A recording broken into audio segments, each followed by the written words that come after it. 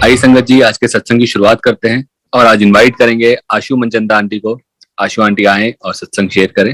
जय गुरु जी। संगत जी, गुरु जी के चरणों में शत शत कोटि कोटि प्रणाम और सभी संगत का बहुत बहुत स्वागत। जिस तरीके से गुरु जी का एकदम इंस्टेंट बुलावा था, आज उसी तरीके से ये सत्संग करने का बिल्कुल इंस्टेंट बुलावा गुरु जी का हुक्म हुआ है। और इससे बड़ा कोई पाठ नहीं। तो गुरु जी जब भी बोले, जितना भी बोले, मेरी तो ये जीवा जबान पवित्र हो जाती है जब मैं उनकी कुछ उस तक करती हूँ, कुछ भी उनका गुणगान करती हूँ, तो मैं तो लगता है कि मेरा जबान पवित्र हो गई।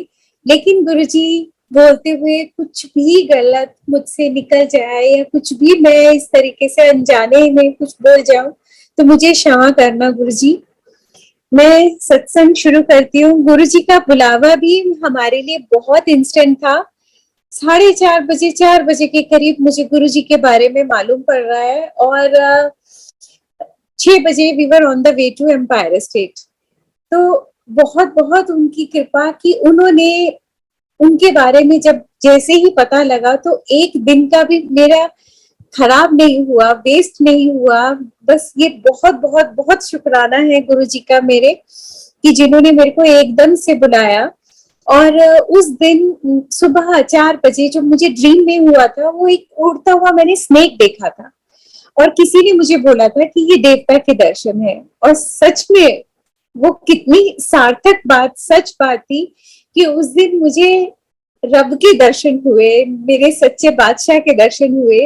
और उनका वो नूरानी चेहरा और इलाही नूर उनका देख के, जो एम्बियंस था दरबार का, वो पूरा ऑरा उसका देख के, उसका गुणगान वो आंखों से हटता ही नहीं है। उसका गुणगान मैं जितना भी कर लूं, वो मुझे शब्द ही नहीं मिलते उसका मैं कैसे गुणगान करूं।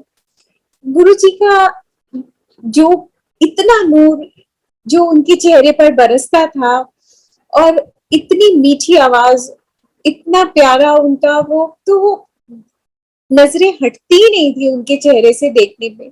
और उसके बाद जब धीरे धीरे गुरुजी ने इस तरीके से वो कर दिया था कि हम देख नहीं पाते थे गुरु जी को। जैसे ही देखते थे और गुरु जी की नजरें हमारे ऊपर पड़ती थी तो हमारी आंखें बंद हो जाती थी और ये डर के हमारी झुक जाती थी। गुरु जी से नजरें मिलाने की हिम्मत नहीं होती थी बिल्कुल भी।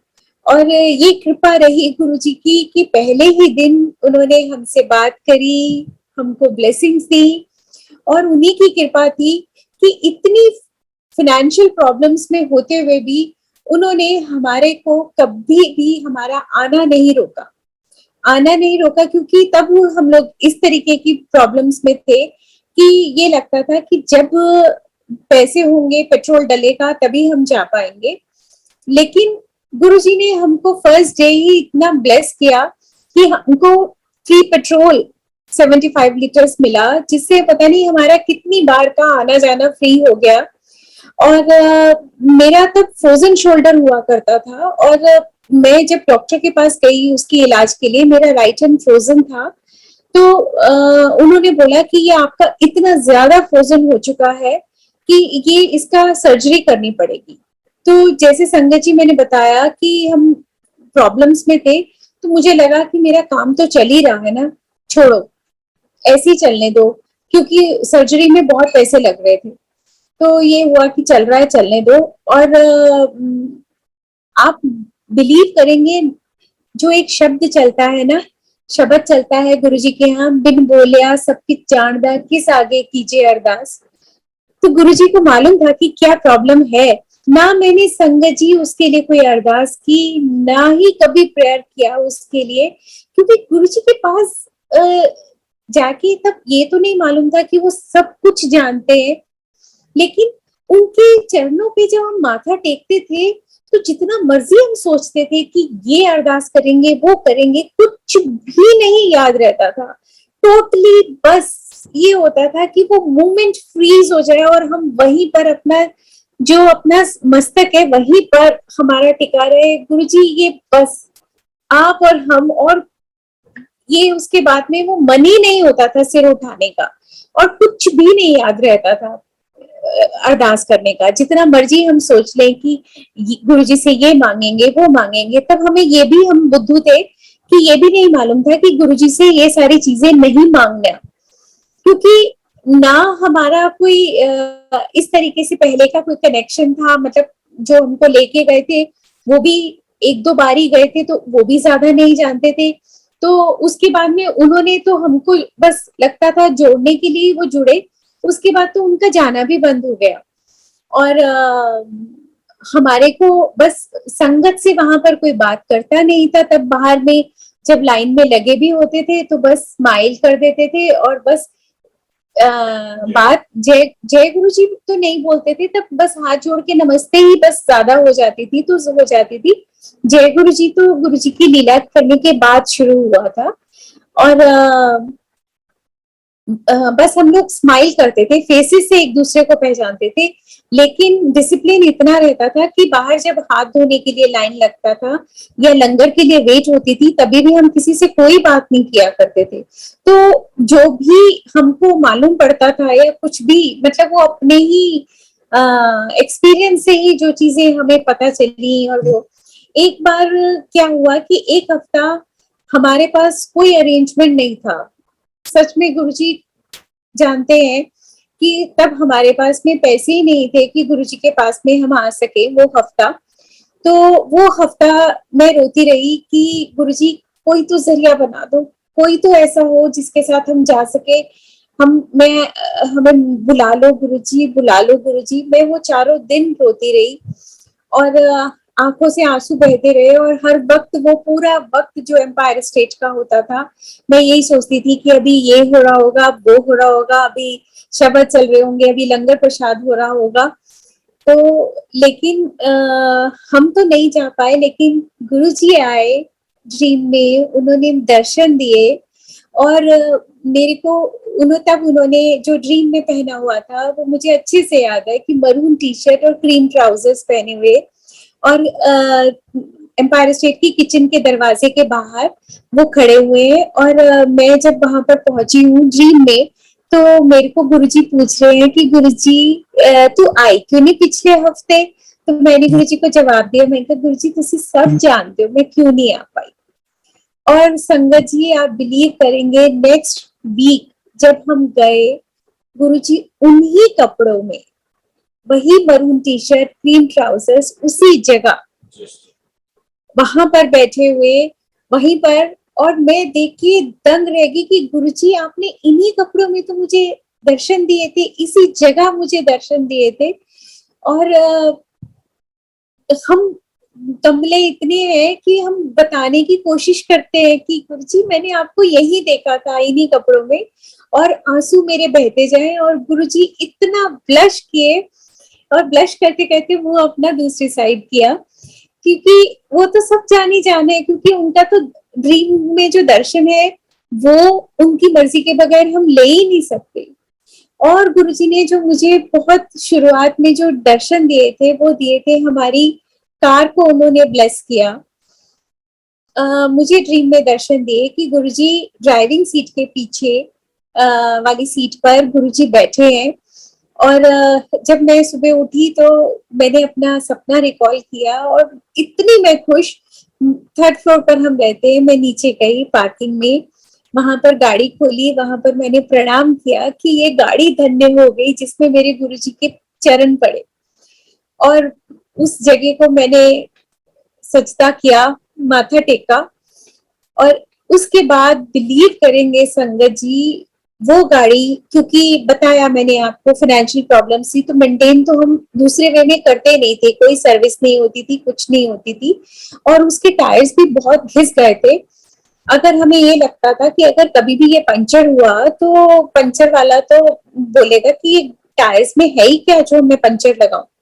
लेकिन जब गुरु की रब की मेहर हो जाए तो जितना मर्जी उसमें लोग थे, क्योंकि इतनी वो ब्लेस करिए गाड़ी गुरुजी ने, इतनी नई संगत उसमें मंदिर गई है। चाहे वो रास्ता पथरीला आया, पत्थरों वाला आया, कुछ भी आया, जो ऑफिशियली उसमें 4 या 5 लोग बैठ सकते थे, 800 हुआ करती थी हमारे पास, लेकिन कभी भी 6-7 इससे कम तो लोग गए ही नहीं उस गाड़ी में, और साथ के भी 8-8 लोग तक भी कई बार गए, और कभी भी ना वो आते ना वो जाते, पंचर हुई। और उसके अलावा उसकी माइलेज धीरे धीरे बढ़ती गई।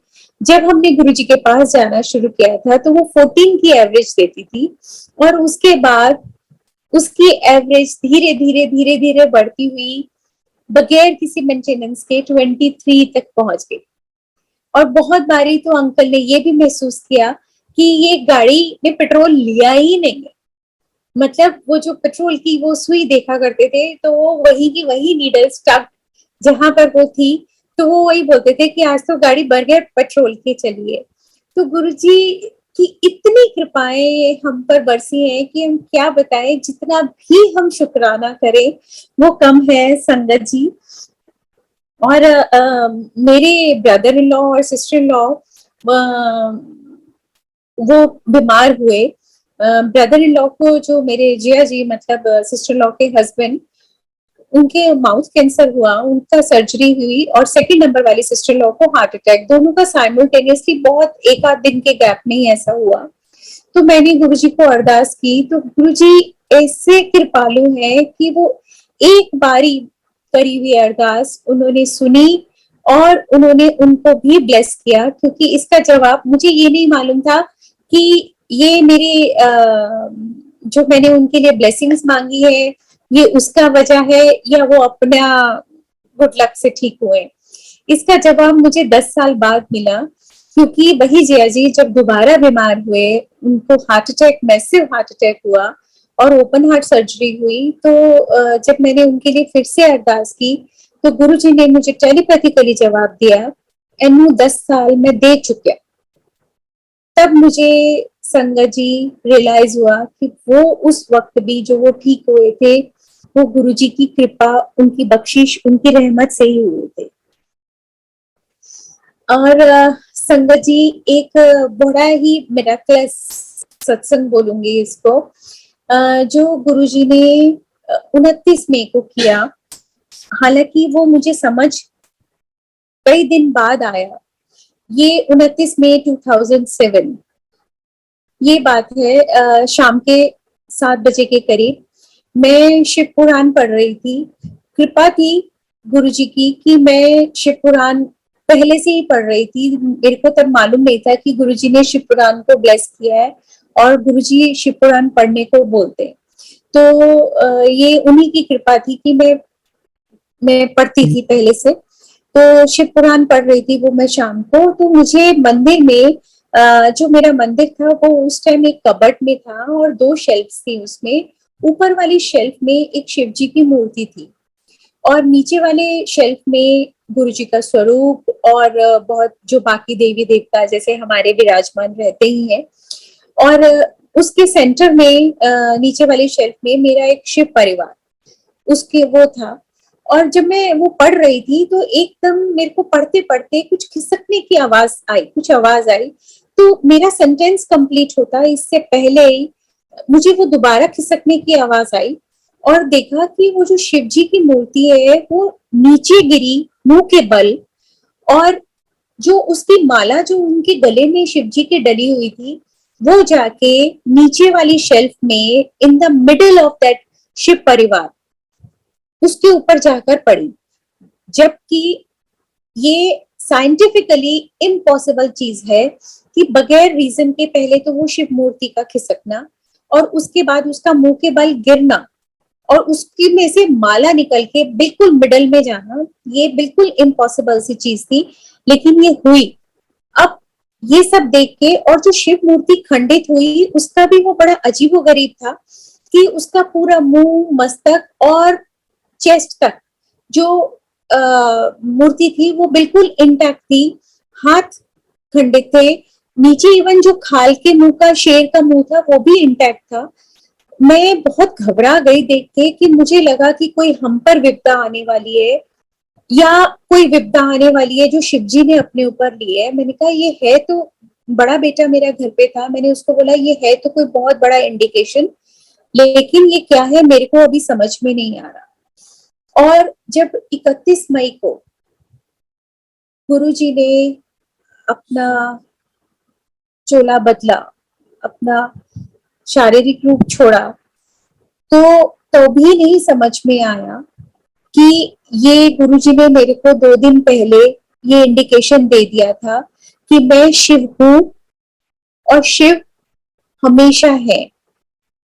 वो कल भी थे, आज भी हैं और हमेशा रहेंगे अनंतम काल तक। तो शिव जी कहीं नहीं गए। तो वो उन्होंने मुझे इंडिकेशन दिया था कि लेकिन मैं अभी मनुष्य शरीर लेकर आया हूं तो मैं ये छोड़ रहा हूं। और संगत जी, उस मूर्ति के वो जो खंडित हुई थी, उसके जो कण थे वो मेरे पूरे घर में गए थे, एक एक जगह पर गए थे। और बोलते हैं कि खंडित मूर्ति घर में नहीं रखते, लेकिन पता नहीं मुझे क्या हुआ था, मेरे को उसको प्रवाह करने का मन नहीं हुआ। मैंने उसका एक एक कण चुन के उसको एक पॉलिथीन में बंद करके एक स्टील के डब्बे में मैंने रख दिया था। और उसी को मैं जंप करते हुए आ रही हूँ। ये 2007 से सीधा 2011 की बात कर रही हूँ मैं। मेरे को गुरु जी का हुक्म आया था कि अपने घर को रेनोवेट करो। और अंकल, क्योंकि बच्चे उस टाइम सेटल होना चाह रहे थे, अपनी हायर एजुकेशन के लिए करना, अपना वो एमबीए करना चाह रहा था। और जो बड़ा बेटा है वो चाह रहा था कि वो यूएस से करे। तो प्रॉब्लम्स इतनी थी, लेकिन विश्वास गुरुजी पर उन बच्चों का इतना अटल था कि वो बोलते थे कि सारे रास्ते गुरुजी खोलेंगे, पापा आप चिंता मत करो, गुरुजी करवाएंगे। तो अंकल के पास जितने भी थोड़े बहुत पैसे थे वो उन्होंने अलग रखे थे कि ये उसकी एमबीए के लिए, कि घर तो कभी भी ठीक हो जाएगा, जो वो रेनोवेशन मांग रहा था, कि लेकिन बच्चों की पढ़ाई वो सबसे पहले। और उस वक्त में गुरुजी का हुक्म आया कि अपने घर को रेनोवेट करो, पैसे की कमी नहीं आएगी, पैसा आता जाएगा, और अपने घर को सुंदर करो, खुला सा बनाओ, और जिसमें अच्छे से संगत आ सके। संगत जी, आप बिलीव करेंगे कि 8 फरवरी को ओल्गा आंटी के द्वारा ये मेरे को मैसेज आया, और 11 फरवरी को हमारे घर हथौड़ा लग गया। और गुरुजी की इतनी कृपा कि जो भी कॉन्ट्रैक्टर या जो भी कुछ हमारे घर में जब कोई बात करने आता था काम की, तो वो इतना कम कोट करता था कि हमारे मुंह खुले के खुले रह जाते थे कि इतना कम। और हम बोलते थे कि बस इतना ही, कहते हाँ जी इतना ही। और इतने अच्छे से, इतना सुंदर से सारा काम हुआ। और जब हम उनको पेमेंट देते थे तो वो कहते थे कि क्या हमने इतना मांगा था? बस हमने कहा ये देखिए, ये लिखा हुआ है और आपके साइन है, इतना ही मांगा हुआ था, तो इतना ही बोला था। तो वो खुद हैरान हो जाते थे कि हमने इतना कम कोट कैसे करा। और संगत जी, गुरुजी ने सारा का सारा हमारा घर रेनोवेट करवाया। ये उन्हीं की कृपा, उन्हीं की मेहर, उन्हीं की रहमत थी। और जो हैरानी की बात है कि वो स्टील के डब्बे में वो जो शिव मूर्ति पड़ी हुई थी, वो उस रेनोवेशन के बाद बाकी जो छोटा मोटा सामान एक डब्बे में मैंने रेनोवेशन के वक्त में थोड़ा सा और उसमें रख दिया था, वो पड़ा था। उसमें से वो खंडित शिव मूर्ति गायब। कहाँ गई वो मेरे पास आज भी जवाब नहीं। तो इतनी कृपा रही है गुरुजी की कि उन्होंने इस तरीके से काम हमारे करवाते गए। इससे पहले, ये तो 2011 का है, मैं 2007 का ही बताती हूँ। गुरुजी ने अपने फिजिकल फॉर्म में होते हुए, जो मेरा छोटा बेटा है वो चाहता था कि वो पायलट बनना, लेकिन चूंकि उसने कॉमर्स लिया था, वो स्टडीज में हमेशा एक एवरेज स्टूडेंट रहा, तो उसने कॉमर्स लिया था। तो हम यही बोलते थे कि तुम्हारे फिजिक्स तो तुमने 11th-12th की करी नहीं है, तो तुम एलिजिबल ही नहीं हो पायलट के कोर्स के लिए। तो उसने ओपन स्कूल से, इग्रुआ से उसने फिजिक्स अपनी क्लियर करी सिर्फ 2 महीने की ट्यूशन लेके। और गुरुजी की ये कृपा थी कि इतने अच्छे नंबर उसके आए, इतने अच्छे नंबर उसके कभी नॉर्मली भी नहीं आए, जो उसने सिर्फ 2 महीने की 11th-12th की फिजिक्स का एग्जाम देके करा। और संगत जी उसने उसका प्रैक्टिकल एग्जाम भी बड़े अच्छे से क्लियर कर लिया। ये सिर्फ और सिर्फ गुरुजी की कृपा ही थी, क्योंकि गुरुजी ने मुझे टेलीपैथिकली दिखाया था। मैं दरबार में ध्यान मेरा लगा हुआ था, तो गुरुजी ने मुझे दिखाया कि उन्होंने ऋषभ का हाथ एक अंकल को पकड़ाया और बोला ले फड़ एनु पायलट बना दे। और संगत जी जिन अंकल को उन्होंने मुझे टेलीपैथी में दिखाया था, उन अंकल को गुरुजी ने फिजिकली बोला था। और ये बात मुझे ऋषभ के कनाडा जाने के बाद, मतलब जो वो अपना फ्लाइंग कोर्स करने के लिए कनाडा गया, तो उसके 4-5 साल बाद जाके पता चली कि गुरुजी ने उनको एक्चुअली में भाटिया अंकल को बोला था कि ले फड़ानु पायलट बना। हालांकि शायद वो वक्त गुरुजी ने भेज तो दिया उसको पायलट बनने के लिए, लेकिन शायद वो वक्त उसके लिए अच्छा नहीं था। और कई बार बच्चों की जिद होती है या कोई और वजह होगी, ये तो गुरुजी जाने। उसको उसका वो काफी प्रोलॉन्ग हुआ। तो मन में हमेशा यही तसल्ली रहती थी कि जैसे पायलट आंटी को गुरुजी ने 10 साल ग्राउंडेड रखा, सब कुछ, वो तो फुल फ्लेज्ड पायलट बन चुकी थी, तो भी उनको फ्लाई नहीं करने दिया। शायद वही वजह थी या कोई और वजह गुरुजी जाने कि उसका जो कोर्स था वो प्रोलॉन्ग हुआ। लेकिन आज वो गुरुजी की कृपा, इतनी मेहर है, इतनी रहमत है, आज वो बच्चा फ्लाई कर रहा है। He is a full fledged pilot. और जहां भी जब भी वो फ्लाई करता है तो ऑफ कोर्स गुरुजी को साथ लेके जाता है। और संगत जी इतने वो उसकी टेक्निकलिटीज तो मैं नहीं एक्सप्लेन कर पाऊंगी, लेकिन वो हमें जब एक्सप्लेन करता है कि मॉम आज ये वाली दिक्कत प्लेन में आई और मैंने जैसे ही गुरुजी को अरदास की तो गुरुजी ने कैसे मेरे को सेव किया, किस तरीके से वो बताता है सारी बात कि किस तरीके से मेरा वो सब हुआ और कैसे हमारी वो फ्लाइट जो है सेव हुई। तो ये सिर्फ और सिर्फ हमारे महाराज की कृपा है कि आज उन्हीं की वजह से वो उड़ा रहा है। और जब भी कुछ भी होता है तो गुरुजी हमेशा उसके अंग संग उसको उस प्रॉब्लम, उस डिफिकल्टी में से निकाल लाते हैं। तो अनंतम अनंतम अनंतम शुक्राना मेरे सच्चे गुरुजी, रब, मेरे मालिक। आपका मैं जितना भी उस करूं, स्तुति करूं, वो कम है। संगत जी एक और बड़ा क्यूट सा आपको सत्संग सुनाती हूँ कि जब बहुत बिगिनिंग थी, जब हम गुरुजी से जुड़े ही थे, तो क्या होता था, मैं गुरुजी की फोटोज स्वरूप के आगे मैं उनको देखती रहती थी, निहारती रहती थी और मैं मन मन में उनसे बातें करती थी। तो मैं तब अंकल को बोला करती थी, देखो गुरुजी ने आज अभी ये किया, अभी वो किया। तो अंकल को यही लगता था कि इसको ऑप्टिकल इल्यूजन्स होते हैं, ऐसा गुरुजी कुछ नहीं करते, ये सिर्फ इसके मन के वहम है।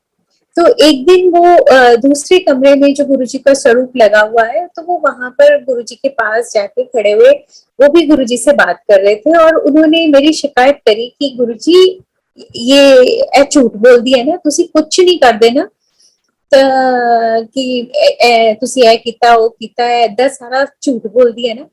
तो गुरुजी लिफ्टेड हिज आईब्रो और जैसे ही इन्होंने देखा कि गुरुजी ने अपने आईब्रो हिलाए है तो ये एकदम से हिल गए।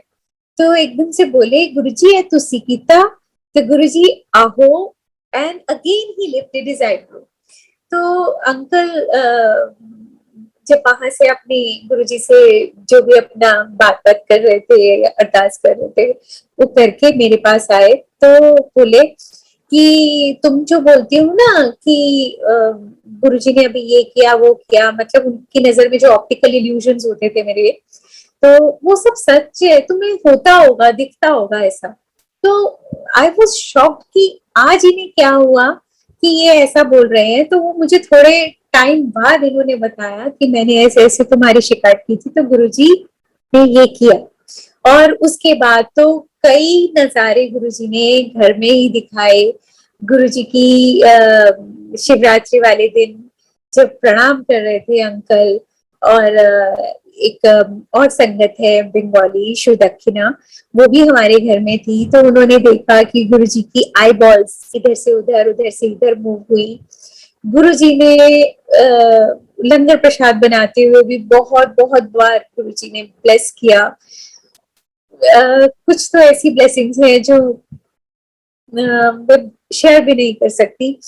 बहुत बहुत बहुत कृपा है, और सत्संग में भी गुरुजी की असीम असीम कृपा रहती है गुरुजी की, क्योंकि मैं उन नॉटी बच्चों में से रही हूँ गुरुजी के, कि जो गुरुजी को बहुत परेशान करते हैं कि मैं जब सत्संग होता है तो गुरुजी को बहुत तंग करती हूँ कि गुरुजी आपका सत्संग है, आपने आना है, जरूर आना है, मुझे पता चलना चाहिए आप आए।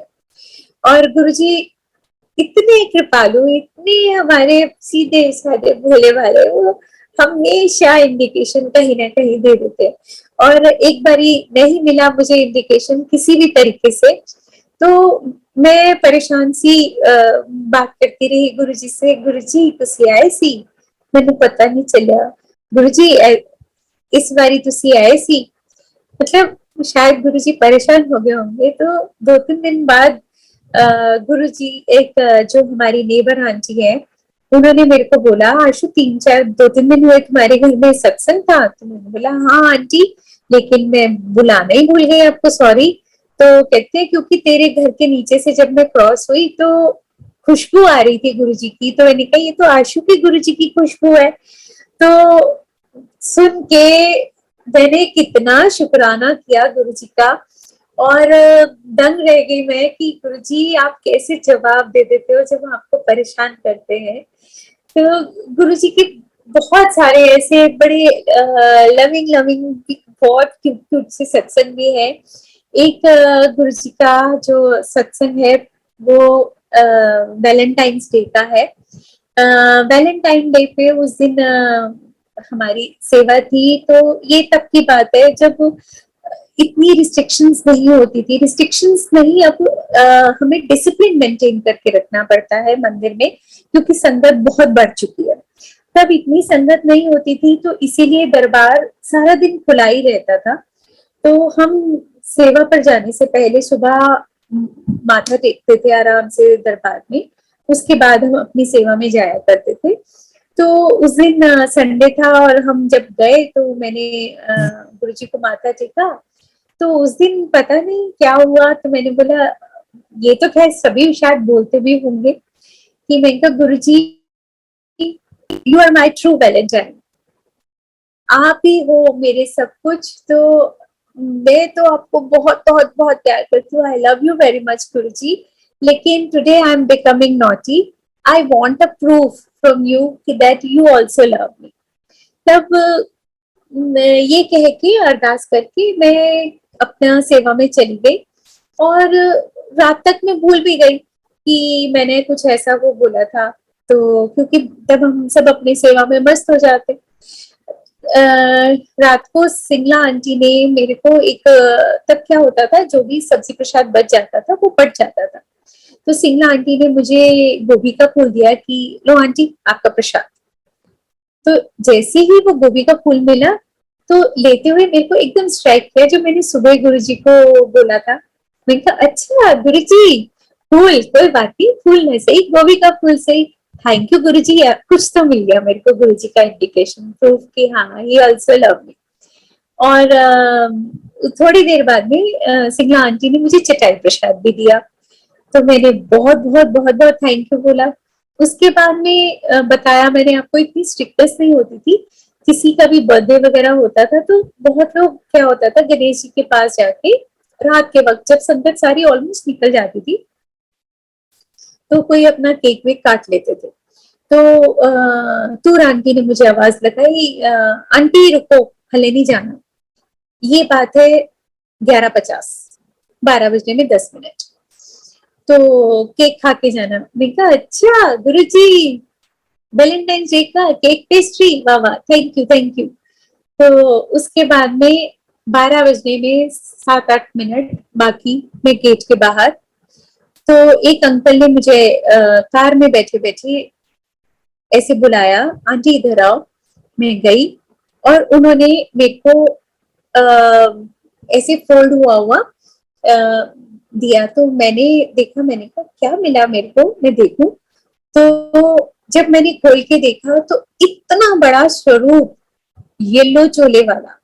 संगत जी, उस वक्त गुरु जी के स्वरूप ऐसे ना तो बढ़ते थे ना तो मिलते थे, और हम लोगों को पता भी नहीं होता था कि हमें स्वरूप इतने बड़े वाले मिलेंगे कहाँ से। तो वो, और गुरु जी को मालूम था कि ये वाला स्वरूप इतना आजकल मेरे को भा रहा है, इतना अट्रैक्ट करता है कि मैं हर वक्त वही वाले उनको स्वरूप में निहारती रहती हूँ। तो वो वाला इतना बड़ा, मैं तो जैसे ही मैंने वो खोल के देखा, मैं तो उछल उछल के, मतलब कितनी मैं जंप किया होएगा। और thank you thank you thank you गुरु जी कि 12 बजने में 5 मिनट पर मुझको ये इतना सुंदर गिफ्ट देने के लिए।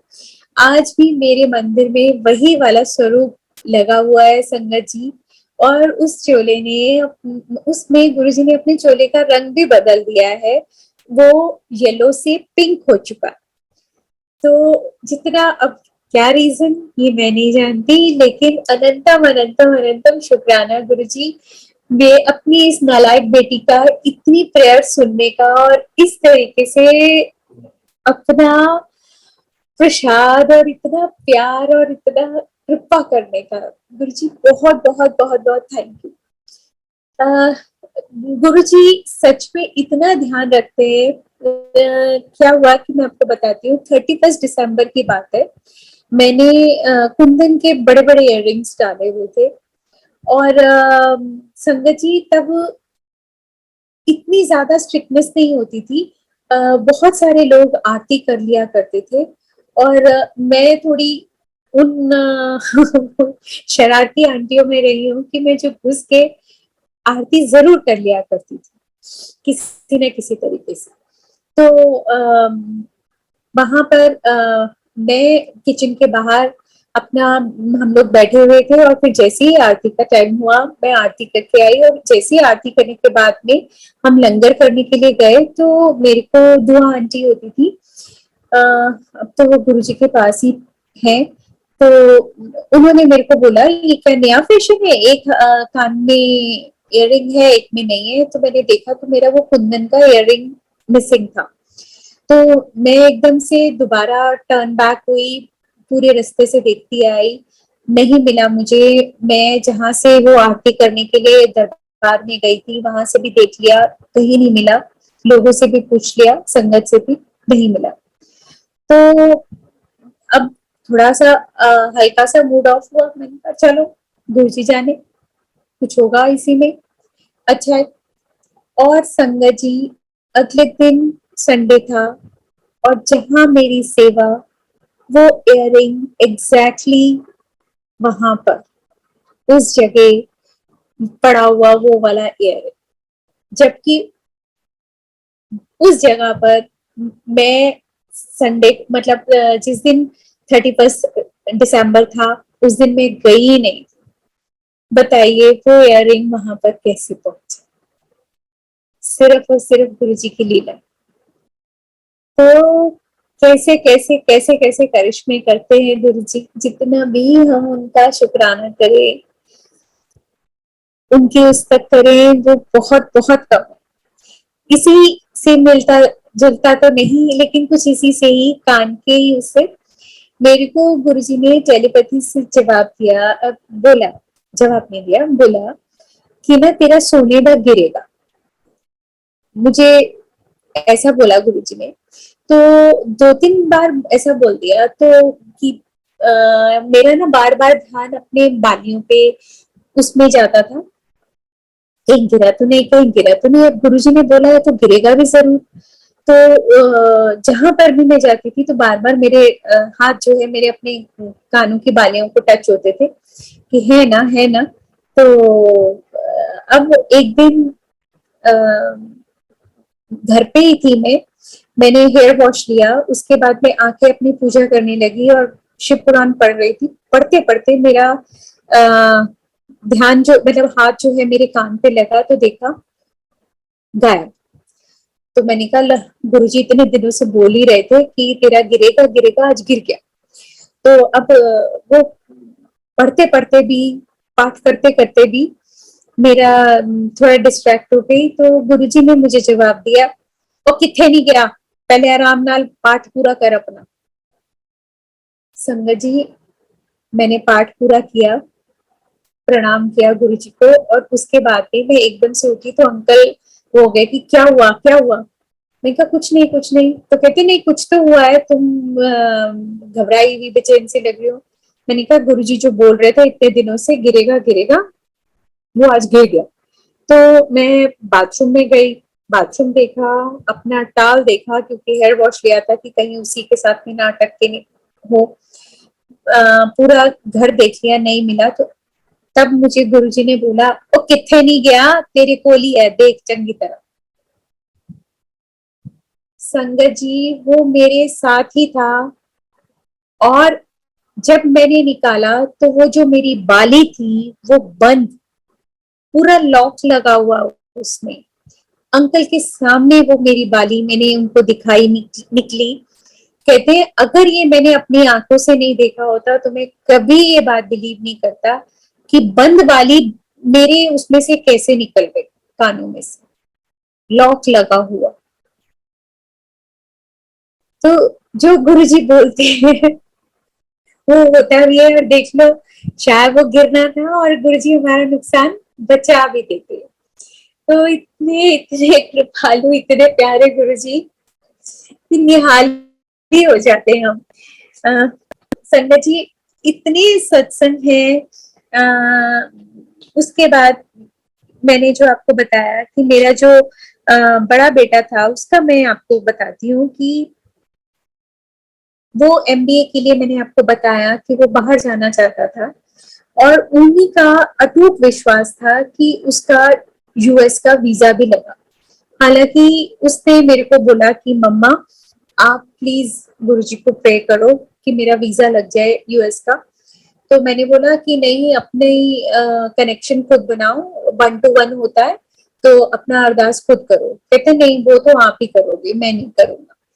तो मैंने जो गुरुजी को अरदास की कि गुरुजी एदे ਲਈ ਚੰਗਾ ਹੋਏ ਤਾਂ ਵੀਜ਼ਾ ਲਗਾਣਾ, ਤੁਸੀਂ ਜਾਣਦੇ ਹੋ ਐਦਾ ਫਿਊਚਰ, ਅਗਰ ਉੱਥੇ ਹੈ ਚੰਗਾ ਤਾਂ लगे, नहीं तो नहीं।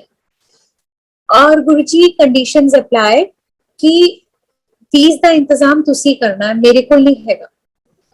और संगत जी, जब इसका वीजा का इंटरव्यू था तो इसने देखा कि एक विंडो पे 5 में से 4 केसेस रिजेक्ट हो रहे। तो इसने उसी टाइम गुरुजी को अरदास की कि गुरुजी इस विंडो पे मेरा नाम ना आए। तो गुरुजी ने इसको उस टाइम टेलीपैथी से जवाब दिया, पंजरे वीजा होने नहीं मैं लाऊं। और एग्जैक्टली इसका उसी विंडो पर नाम मतलब नंबर आया और इसका वीजा लगा भी। वो लोग जो हमको कहा करते थे, क्योंकि बताया मैंने आपको कि हम उस टाइम फाइनेंशियल ट्रबल्स में थे, तो वो कहते थे कि तुम्हारे बच्चों का वीजा तो बिल्कुल नहीं लगेगा। मेरे बच्चों का वीजा तो ऐसे चुटकी बजाते हुए ऐसे लगेगा, क्योंकि मेरे बैंक में तो 65 लाख पड़ा है, मेरी तो इतनी प्रॉपर्टी है, मेरे बच्चे का वीजा तो ऐसे लगेगा। संगत जी, जिसके साथ पूरी सृष्टि का मालिक हो, उसको किसी और की क्या जरूरत, उसको ये कागजी नोटों की भी कोई जरूरत नहीं, वो ऐसे ही काम संवार देते। सच में उनके बच्चों के वीजा आज की डेट में भी नहीं लगे। और हमारे जो मैं वो बोलती थी कि तुम्हारे 65 लाख, हमारे तो 6500 नहीं है बैंक में, हमारे पास तो सिर्फ और सिर्फ गुरुजी है। और अगर मेरा गुरु चाहे तो क्या नहीं हो सकता। छोटे बेटे को उन्होंने पायलट बनाया, बड़े को यूएस भेज दिया अपनी मास्टर्स करने के लिए। और संगत जी, कोई भी ये बात बिलीव नहीं करता कि जब आप बोलते हो कि आपके पास पैसे नहीं है तो आप कौन अपने बच्चों को बाहर पढ़ने भेजता है? हम मान ही नहीं सकते। हमने कहा ना मानो जी, हमारे पास तो बस गुरुजी है, वही हमारे काम संवारते हैं। हमारे पास संगत जी आज भी अगर हम रिकॉल करके देखें तो वो फीसें कहाँ से आई, कैसे गई, किस तरीके से वो सब खर्चे हुए, कैसे वो कर्जे भी उतार दिए गुरुजी ने हमारे, हम नहीं जानते। क्योंकि वो मालिक बैठे हैं हमारा काम करने को, काम हमारा काम करने को नहीं, अपने संगत का। उन्होंने इतना कृपा की है, इतना बख्शा है कि हम जितना भी उनका गुणगान करें, शुक्राना करें, कहीं नहीं कर सकते। उनका तो बिल्कुल हमारे पास जबान भी नहीं है, शब्द भी नहीं है उनकी तो शुक्राना करने को। संगत जी जब बड़ा बेटा जो यूएस गया था तो हमारे को यही होता था कि इसका जैसे सुनते थे कि बच्चे को 20 घंटे की जॉब मिल जाती है वहां पर वीक की, तो बच्चे अपना खर्चा निकाल लेते। लेकिन संगत जी 6 महीने बीत गए, इसकी जॉब नहीं लगी, बाकी सारे इसके फ्रेंड्स की लग गई, इसकी नहीं लगी। तो मैं वही सोचती थी, मैंने कहा गुरु जी भेज तो दिया, और कितनी परीक्षा हमारी और लोगे, देखो उस बच्चे का खर्चा भी वो खुद नहीं ले पा रहा है, वो भी हमें भेजना पड़ रहा है। गुरु जी दे तो आप ही रहे हो, लेकिन हम क्या करें, उसकी लग जाती तो अच्छा होता ना, तो वो अपने डेली एक्सपेंसेस तो निकाल लेता। अब गुरुजी जानते हैं ना कि वो अपने बच्चों को कितना प्यार करते हैं और कितना उनका ध्यान रखते हैं। संगत जी उन्होंने बोला कि मेरा बच्चा छोटी मोटी नौकरी नहीं करेगा, उसको असिस्टेंट प्रोफेसर की नौकरी मिली पढ़ते हुए, अपनी मास्टर्स करते हुए, और इतने अच्छे से उसको स्कॉलरशिप भी मिली, जो मेरी दबी हुई ख्वाहिश थी, जो सिर्फ मैं ही जानती थी कि ये इतना इंटेलिजेंट है कि ये कभी तो मुझे स्कॉलरशिप लाके दिखाता। ये एक माँ की ऐसी इच्छा थी जो कोई नहीं जानता था, तो वो गुरुजी को पता था, सिर्फ वही जानते हैं ना हमारा अंदर बाहर। तो उन्होंने वहां पर इसको वो सैलरी भी मिली, स्कॉलरशिप भी मिली, और गुरुजी ने बोला मेरा बच्चा कोई छोटी मोटी नौकरी थोड़ी करेगा, करेगा मेरा बच्चा तो बड़ी करेगा। और अपना एक सेपरेट रूम उसको मिला, और उस वजह से जो जो उसको फैसिलिटीज एमिनिटीज मिली, उसने कितने बच्चों का साथ में और भला करा, कितना उनको हेल्प किया। बहुत बहुत शुक्राना गुरुजी का कि उसको इस जॉब बनाया, वो किसी की हेल्प कर पाए। और संगत जी आ, ये एक आपको सत्संग बताती हूँ, जो अंकित के मतलब जो बड़ा बेटा है, जब उसने जाना था तो उसके शुक्राने का सत्संग हमने करना था।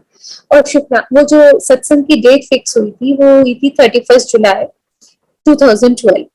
तो उस वक्त में ऋषभ जो छोटे वाला बेटा है, जो ऑलरेडी कनाडा में था, तो उसने उसके थ्रू गुरुजी ने मेरे को कहलवाया कि मानू कह दें कि संगत बहुत आएगी, उसको संभाले नहीं संभलेगी, लंगर ज्यादा बनाएगी। संगत जी गुरु जी की कृपा थी। उससे पहले गुरु जी ने मुझे हुक्म दिया था कि जो कुछ भी लंगर बनाना है वो खुद बनाना है। तो कृपा रही उसके बाद में कि कोशिश मेरी यही होती है कि जितना भी लंगर मैं बनाऊं वो घर में ही बने और खुद ही बनाए हम। तो अब उस टाइम पर हम एक्सपेक्ट कर रहे थे कि 250 के करीब संगत आएगी। तो गुरुजी का मैसेज को करके तो हमने उसको जस्ट मेड इट फॉर 300 कि 300 तक लंगर संगत आएगी तो बड़े आराम से ये पूरा हो जाएगा, इतना लंगर बनाया। और उस वक्त क्या हुआ, अगर आप लोगों को याद हो तो नॉर्दर्न ग्रिड फेल हुई थी 31 जुलाई, पूरा दिन लाइट नहीं, और बगैर लाइट के ही सारा काम हो रहा था। और उसके बाद में मैंने गुरुजी को, हाँ जो हमारा इन्वर्टर चल रहा था जनरेटर से, वही उससे से जो काम हो रहा था, तो तब मैंने गुरुजी को अरदास की। मैंने कहा गुरुजी तुहाडा सत्संग पूरी शानो शौकत नाल होना चाहिए, मैं कहा पूरे संसार ਨੂੰ संभाल के बैठे हो, नॉर्दर्न ग्रिड ਦੀ ਕੀ औकात है। ਤੁਹਾਡਾ सत्संग पूरी शान नाल होना चाहिए, किसी भी तरीके ਦੀ ना संगत ਨੂੰ ਔਖ ਹੋਏ ना ਤੁਹਾਡੇ शान च कोई कमी है। गुरु जी यह जो कम करना। संगत जी 7 बजे का सत्संग था, 6 बजे लाइट आई, जबकि वो नॉर्दर्न ग्रिड में मेट्रोज भी बंद हो गई होंगी, आपको अगर कुछ लोगों को याद होगा तो। 7 बजे का सत्संग, 6 बजे लाइट आ गई, और बाकी जो गुरु जी के वचन थे वो तो सर्वथा सत्य। 350 से ऊपर संगत, और बोलते हैं ना कि घर बड़ा हो जाता है जब संगत आती है, तो सही में वो दीवारें कहाँ पीछे खिसक गई, क्या हुआ, कैसे संगत इतने भरे सामान में भी वो संगत सारी वहां पे समा गई। उसके बाद में कुछ संगत जो है वो छत पे गई, क्योंकि जब सीढ़ियां भी भर गई, बाहर का भी वो भर गया। तो और मेरे को अंकल बोले कि ना तुम मेरे को और चादरें निकाल दो। तो मैं जब अंदर रूम में आई तो देखा कि मैं खोलूं तो कबर्ड्स खोलूं कैसे, सारी संगत आगे बैठी है तो कबर्ड्स खोलने की जगह ही नहीं है, मैं उन संगत को हटाऊं कहाँ। और कृपा ऐसी कि कोई भी कम नहीं हुआ लंगर। मेरे को डर था कि ये कहीं कम ना हो जाए, तो बस मैंडेटरी मैं उनको बोल रही थी सेवादारों को कि ना जी आप मैंडेटरी पहले फिल कर दो, रिफिल ना करो। लेकिन मेरा शायद विश्वास कच्चा था, उन सेवादारों का बहुत पक्का था। वो कहते हैं आंटी गुरुजी बैठे हैं, चिंता नहीं करो। और सच में रिफिल भी हुआ, लोग लेकर भी गए। तो भी संगत जी, जब मैंने लास्ट में वो ड्रम खाली किए तो 1.5 किलो के पतीले भर गए थे, चाहे वो दाल प्रसाद हो, चाहे वो मीठा हो, चाहे वो सब्जी प्रसाद हो, चाहे वो रायता प्रसाद हो, कुछ भी था वो सारा वो भरा। तो वो बताइए वो डिवाइन प्रसाद नहीं था तो क्या था। ऐसा ही जब छोटे बेटे की शादी थी, उसका सत्संग शुक्राने का जब हमने करा था, शादी से पहले का सत्संग उसका, तो क्या हुआ था कि मखनी दाल बनाई थी, और वो एक कैसरोल 10 किलो का था और एक 5 किलो का था, जिसमें 10 किलो वाला कैसरोल पता नहीं कैसे, वो गुरुजी की कोई लीला होगी, गिर गया पूरा। और that happened at the time of भोग, बिल्कुल भोग लगने के वक्त पर वो दाल प्रसाद का पूरा कैसरोल टिल्ट हुआ, और पूरी की पूरी दाल प्रसाद जमीन पर। और उसके बाद में जब बेटे ने भोग लगाया तो उसने गुरुजी को अरदास की कि गुरुजी अब मेरे को ऐसे होटल में भेजना जहां से आपके लायक, आपके स्टैंडर्ड की साफ सुथरी स्वाद दाल मिल जाए। ਤੁਹਾਨੂੰ तो पता ही है गुरुजी की हो गया। तो गुरुजी ने बोला कोई लोड़ नहीं, ऐस च पूरा हो जाओ। तो ये उसको बेटे को टेलीपैथी से जवाब दिया। और संगत जी वो दाल प्रसाद इतनी संगत में, जो 150 के करीब संगत थी, उसमें पूरी हुई। 25-30 संगत रात को आई, उनको भी पूरी हुई। जो कड़ा प्रसाद सबको थालियों में सर्व हुआ था, तो उस दिन मुझे नहीं मिला था बाय चांस। तो मैं जो रात को जब संगत आई तो मैं उनको कड़ा प्रसाद देने के लिए कैसरोल खोला, तो वो तो खाली था। तो मैंने देखा कि उसकी ढक्कन की लिड पर वो थोड़ा थोड़ा पड़ा। तो मैंने कहा चलो जरा जरा सा भी वो एक एक कण भी मिल जाए प्रसाद का तो बहुत है। तो मैंने कहा आप ले लो। तो वो कहने लगे कि हमारे तो थाली में था, जबकि थालियां मैंने लगाई हैं, मैंने तो वो प्रसाद डाला ही नहीं क्योंकि वो तो खाली था। संगत जी कैसे गुरुजी अपनी संगत का ध्यान रखते हैं और हर चीज उन तक पहुंचाते हैं। मैं कहाँ तक उनकी उस्तक करूं। बहुत बहुत शुक्राना है मेरे रब का, मेरे गुरुजी का, मेरे कल्याणकारी इतने प्यारे गुरुजी का। वो कितना ध्यान रखते हैं, कैसी हमारी कमियां ढांक लेते हैं, कैसे सबको सब कुछ पहुंचा देते हैं। मैं जितना भी उनका शुक्राना करूं वो कम है संगत जी। और 2014 ये बहुत बहुत क्रिटिकल रहा हेल्थ पॉइंट ऑफ व्यू से हमारे घर के लिए। 2014 में संगत जी, एक आपको अपने मन की बात बताती हूँ। उन दिनों में बच्चे बाहर थे और हमको इतनी सेवा मिल रही थी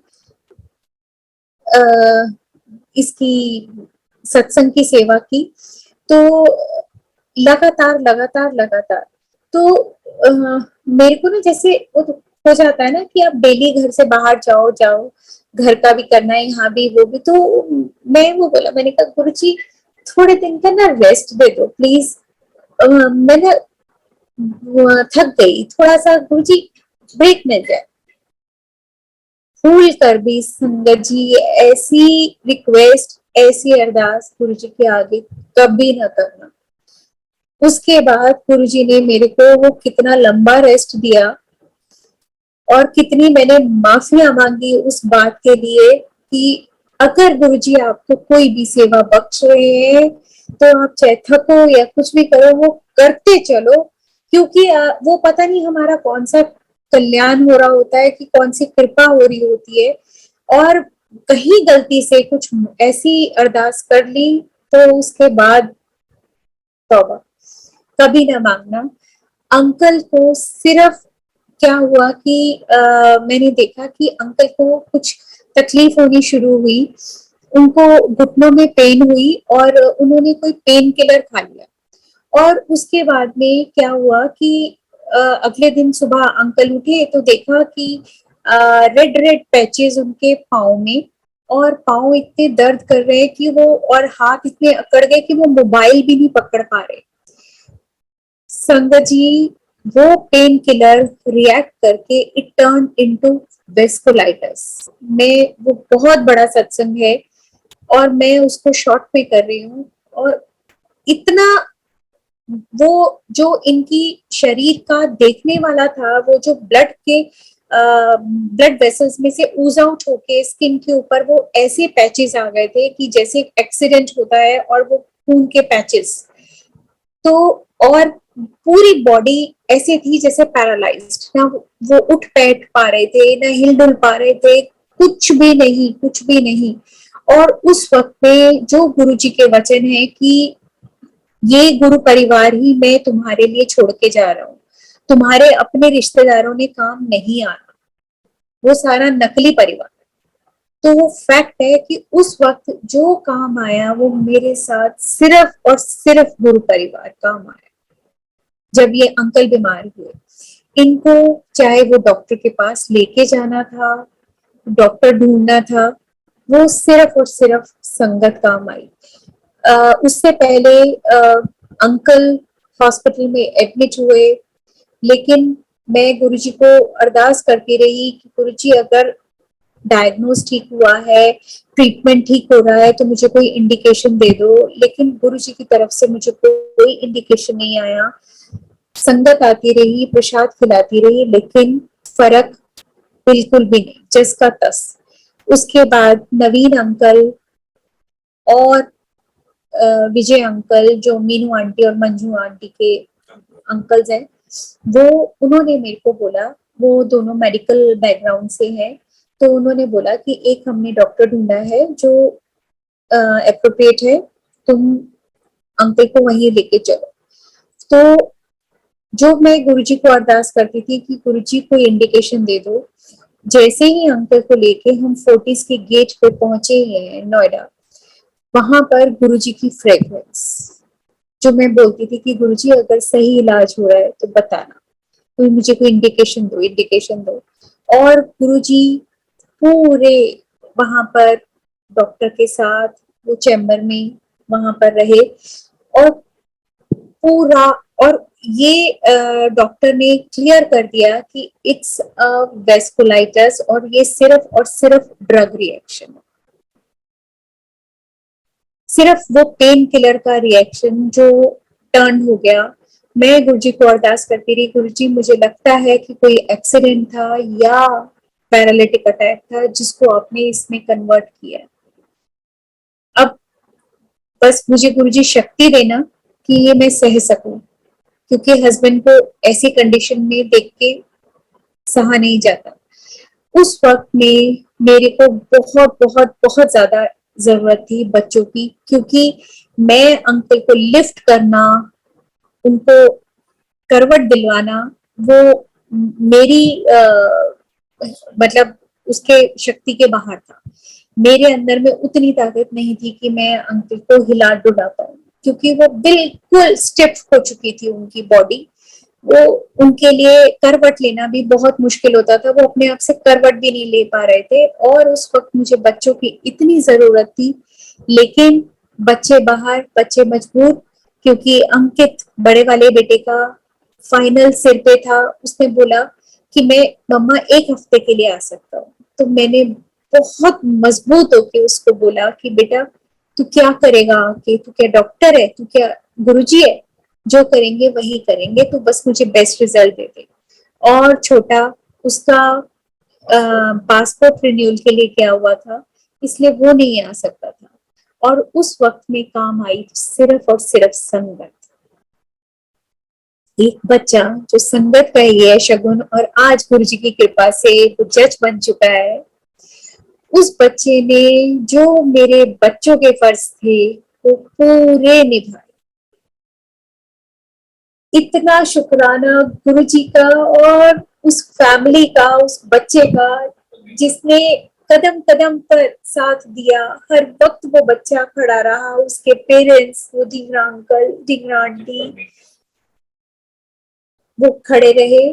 और संगत जी उस डॉक्टर के रूप में गुरु जी बोले, क्योंकि आपको मालूम होगा कई बार ऐसा होता है कि आपका कुछ वक्त हमारा अपने घर पे रहना ठीक नहीं होता, तो उस वक्त में आपको वो अपने घर से दूर कर देते हैं।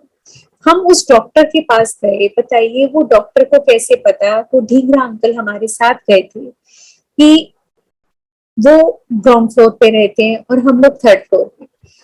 वो डॉक्टर उनकी तरफ टर्न होके बोला कि आप तो ग्राउंड फ्लोर पर रहते हो ना, आज आपको लड़ाई करना पड़े, झगड़ा करना पड़े, कुछ भी करना पड़े, ये अपने घर नहीं जाने चाहिए, इनको आप अपने घर लेके जाओ। और ना मैंने उससे अपनी डॉक्टर से फैमिली डिस्कस करी थी, और उसने बोला she is very lonely lady. तो बताइए उसे कैसे पता कि मेरे बच्चे बाहर हैं? सिर्फ और सिर्फ गुरु जी थे जो उसके मुंह से बुलवा रहे थे, सब वो बोल रहे थे। और उसके बाद जब मैंने उस डॉक्टर को शिकायत की कि डॉक्टर साहब इतना हैवी मेडिकेशन जा रहा है, तो और ये कुछ नहीं खाते, तो उस डॉक्टर का ये कहना कि समोसा खिला, लेज के चिप्स खिला, जलेबी खिला। सोचिए जो गुरुजी प्रसाद बांटते रहे हैं हमेशा, समोसा जलेबी का, वो मुझे कह रहा है समोसा खिलाओ, जलेबी खिलाओ, लेज के चिप्स खिलाओ। तो मैंने बोला डॉक्टर साहब हम तो स्टेरॉइड्स दे रहे हैं, तो उसमें तो नो सॉल्ट नो शुगर आपने कहा था। तो जैसे गुरुजी का अंदाज, बिल्कुल वो उसी अंदाज में बोला, अरे वो सब मैं 15 दिन में संभाल लूंगा। सोचो कि आपके ये, हमारा ये रब, हमारे ये गुरुजी क्या क्या नहीं करते अपनी संगत के लिए। डॉक्टर बनकर आते हैं, डॉक्टर के रूप में आते हैं, उसकी मुंह के द्वारा बोलते हैं। मैं कहाँ तक शुक्राना करूं, हमारा तो रोम रोम से भी हम भी शुक्राना करें गुरु जी का तो वो भी कम, जितनी भी हम उनकी उस तक करें वो भी कम है, क्योंकि हर सांस हर उनके दी हुई है।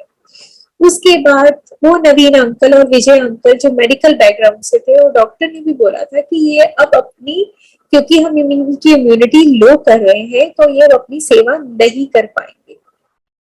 लेकिन अगर मेरा रब चाहे तो कुछ भी पॉसिबल है ना। अंकल 6 महीने बाद अपनी सेवा में वापस थे। सोचो गुरुजी कितनी कृपा करते हैं, कितनी कृपा करते हैं। और उसके बाद मैंने गुरुजी से अपने उस बात के लिए भी बहुत माफिया मांगी कि गुरुजी जो मैं कहती थी ब्रेक, मैंने ऐसा ब्रेक तो नहीं मांगा था ना गुरुजी, मैंने तो सिर्फ कुछ दिन मांगे थे और कितने महीनों में ऐसे वो टर्न हो गए। तो लेकिन फिर भी गुरुजी ने बहुत बहुत बहुत कृपा करी और पता नहीं हमारा क्या कटवाया, ये तो गुरुजी जाने। और हाँ, संगत जी, अभी इसी बर्थडे पर अंकल ने 7 जुलाई को इनका अपने, क्योंकि हम आज किसी से भी बात करें तो हम वो 4 लाइनों के बाद हमारे यहाँ तो बस सिर्फ और सिर्फ गुरु जी की बातें शुरू हो जाती है। तो ऐसा ही अंकल का है, ऐसा ही मेरा हाल है। तो क्या हुआ कि अंकल के एक फ्रेंड, बचपन के फ्रेंड, अंकल कलकत्ता से बिलोंग करते हैं। तो वो कलकत्ता का फ्रेंड जो ग्वालियर शिफ्ट हो चुका है, तो उसको अंकल गाए बगाए गुरुजी के बारे में बताते रहते थे। तो उसकी वाइफ को काफी प्रॉब्लम्स चल रही थी। तो अंकल ने बोला कि तुम आते क्यों नहीं, दिल्ली आओ और मैं तुम्हें मंदिर लेके जाऊं, तुम गुरुजी से ऐसे ऐसे जुड़ो और करो। तो उसने बोला कि उसको पता चला कि गुरुजी का बर्थडे है 7 जुलाई को। तो वो आया ग्वालियर से, स्पेशली गुरुजी के बर्थडे के लिए वो आए अंकल। और उसके बाद में गए। मेरे को तो वो सही में ऐसा लग रहा था कि इतने रश में, इतनी गर्मी में ये घबरा जाएंगे कहीं कुछ, क्योंकि मैंने कितने लड़कियों को देखा था खुद से लाइन में चलते हुए कि वो फेंट हो रही थी, गिर रही थी, कितनी संगत की तबीयत खराब हो रही थी। तो मेरे को यही था कि कहीं कुछ उन्हें कुछ ऐसा हो ना। तो लेकिन नहीं, वो पूरे कृपा रही उनके ऊपर। और हम पूरा दर्शन करके और उसके बाद में जब घर लौटे तो हमने यही बोला कि ये जल प्रसाद आप लेकर जाओ और अपनी वाइफ को इसको बढ़ाते रहना और देना। संगत जी देख लो, 7 जुलाई से लेके आज क्या हुआ, आज 21 जुलाई हो रही है और कितनी इम्प्रूवमेंट हो गई है। उनका फोन आया है कि मेरे वाइफ की हेल्थ में बहुत इम्प्रूवमेंट हो गई। देखो कितनी कृपा, कितनी कृपा, कितनी अनंतम उनकी रहमतें हैं जो हर किसी पर बरस रही, हर किसी पर बरस रही है। तो कहाँ कहाँ तक हम शुक्राना करें। अभी 2-3 दिन पहले की बात है, हम लोगों को पार्लियामेंट स्ट्रीट जाना पड़ा, एक बैंक में काम था और कुछ अर्जेंट ऐसा काम था कि हमें, बारिश हो रही थी और संगत जी वही ड्यू टू दैट 15 years वाला वो हम लोगों को अपनी गाड़ी सेल आउट करनी पड़ी थी। तो गाड़ी भी नहीं थी हमारे पास, तो हम लोग ऑटो में गए थे। और वापसी पे जब हम वहां से निकले तो अब ऑटो, बारिश बहुत तेज थी, तो एक ऑटो मुझे आता दिखाई दिया, तो मैंने हाथ दिया तो देखा उसमें कोई लेडी ऑलरेडी बैठी हुई है। तो हमने कहा सॉरी सॉरी, हमें लगा खाली है। तो कहती नहीं नहीं नहीं, इट्स ओके, आपको कहाँ जाना है। तो कोइंसिडेंटली कृपा थी शायद गुरु जी की कि उसका और हमारा रास्ता एक ही था। देखिए आज की डेट में कोई स्ट्रेंजर को नहीं बिठाता, लेकिन उसने अपने दुपट्टे से सीट साफ किया और बोला आ जाओ आ जाओ, कोई बात नहीं। मैं और अंकल दोनों बैठे और उसके बाद में थोड़ी सी बात हुई और उसके बाद में हमारा तो गुरुजी का सत्संग शुरू हो गया। अब वो इतनी एक्साइटेड हो गई। अब वो कब केरलाइट थी वो, और अब वो मंदिर पहुंच गई हो तो मुझे मालूम नहीं, क्योंकि कुछ फोन नंबर्स तो हमारे एक्सचेंज नहीं हो पाए थे।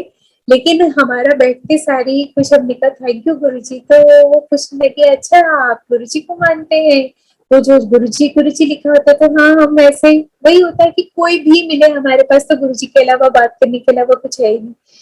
तो आप ये देखिए कि गुरुजी कैसे कैसे छोटी छोटी जगह पर, छोटी सी चीजों पर भी कितना वो करते हैं। और उसको हम ऑफर करते रह गए संगत जी कि पैसे दिए, उसको दिए तो कहती नहीं नहीं नहीं नहीं, मेरे को तो जाना ही था, मैं नहीं, मतलब ही नहीं है पैसे लेने का। तो कौन किसको बुरा लगता है कि अगर किसी के भी पैसे कम हो जाए, या हम तो बोल रहे थे कि हम पूरे देते थे। आपने हमें इतना हेल्प कर दिया, यही बहुत ज्यादा है। तो लेकिन वो नहीं मानी, तो हमने कहा अच्छा, ड्राइवर को बोला, हमने कहा आप ले लो भैया जी, आप ले लो, कोई बात नहीं। लेकिन अमेजिंग, ड्राइवर ने भी मना कर दिया। बताइए, है ना हैरानी की बात। कौन आज की डेट में ऑटो ड्राइवर छोड़ता है, और कौन ऐसे किसी स्ट्रेंजर को लिफ्ट देता है, और उसके बाद में कोई उससे लेना देना नहीं, कुछ नहीं, और वो हमसे पैसे हम मिलते करते रह गए, उसने हमसे शेयर नहीं करा, लिए ही नहीं हमसे। तो पता नहीं कौन कौन से रूप में किस किस को गुरुजी भेज देते हैं। एक और छोटा सा सत्संग सुना के मैं अपनी वाणी को विराम देती हूँ कि गुरुजी ने हमेशा से हमें ना स्टोन्स पहनने के लिए मना किया, क्योंकि गुरुजी बोलते हैं कि ये जो ग्रहों से तो मैं कोडियां खेलना, तो मैं जब ब्लेस करता हूँ, तो अगर तुम लोगों ने ये सब पहना हुआ होता है तो ये मेरे ब्लेसिंग्स में रुकावट पैदा करते। तो ये बात, लेकिन जब हम शुरू शुरू में आए थे, तो वो 1-2 सालों तक नहीं हमें मालूम पड़ा था। और वजह भी यही थी, मैंने आपको बताया कि हम लोग किसी से हम इतना जानते नहीं थे। मैं सिर्फ जाना करती थी तो ओल्गा आंटी को जानती थी, और इतनी बात नहीं हुआ करती थी। जब हम लोग लंगर के लिए वेट कर रहे होते थे, तो सब डिसिप्लिन मेंटेन करके वहां पर चुपचाप से बैठे होते थे। हाथ धोने के लिए भी जब बैठते थे तो चुपचाप से, कोई आपस में इतना बात नहीं करता था।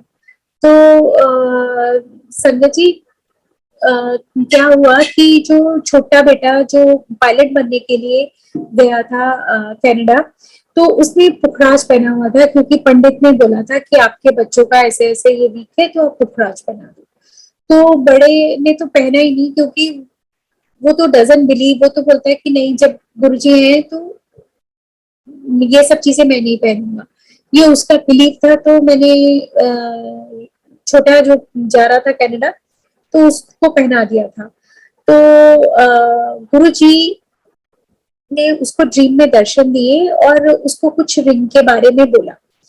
तो संगत जी, उसने मुझे फोन करके बोला कि मम्मा, गुरुजी आए थे ड्रीम में, वो रिंग का कुछ कह रहे थे, और मेरे को नहीं मालूम वो क्या बोल रहे थे, लेकिन कुछ गुस्सा कर रहे थे। आज थर्सडे है, आप मंदिर जाओगे तो गुरुजी से पूछ के आना।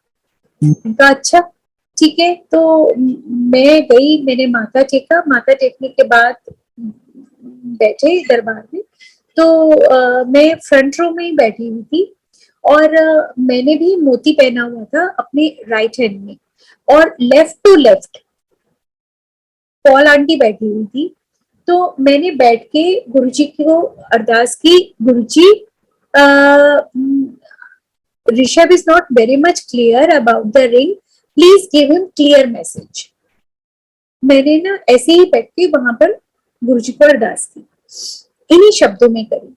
तो संगत जी, अभी ये मेरे को अरदास किए हुए हार्डली 15 सेकेंड या 20 सेकेंड हुए होंगे कि वो पॉल आंटी दरबार में शब्द चल रहे हैं, उन्होंने वो, मैं राइट हैंड में क्या पहनी हूँ और मेरे हाथ फोल्ड है, वो बिल्कुल भी नहीं देख सकती।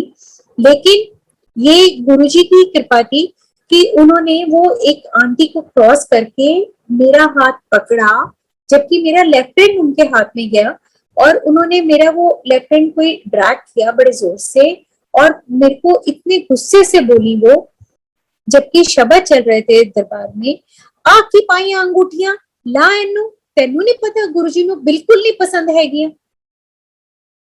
संगत जी, मैं लिटरली फ्रोज हो गई कि गुरुजी, अभी तो मेरे को अरदास किए हुए 15 से 20 सेकंड भी नहीं हुए, और आपने मेरे को जवाब भी दे दिया।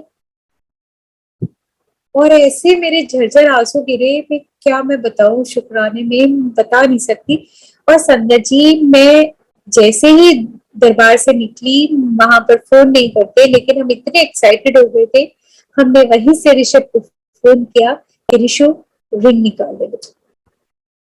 तो जो भी संगत सुन रही है या आगे भी बताए कि आप ये इस तरीके के स्टोन्स वाले रिंग्स ना पहने, गुरुजी बिल्कुल लाइक नहीं करते, क्योंकि ये ब्लेसिंग्स में हर्डल होती है गुरुजी की। तो इसी के साथ ही मैं अपनी वाणी को विराम देती हूँ, और बहुत बहुत बहुत बहुत शुक्राना गुरुजी। और पता नहीं कितनी कृपाएं, कितनी मेहरें, कितनी रहमतें आप करते हैं, जिनको कुछों को तो हम जान भी नहीं पाते, और कुछ हम टाइम लिमिट होने की वजह से बता भी नहीं पाते। तो विक्रम अंकल का, कुणाल अंकल का, पूरी मंदिर मैनेजमेंट का बहुत बहुत बहुत बहुत बहुत बहुत शुक्रिया। थैंक यू गुरु जी। जय गुरु जी।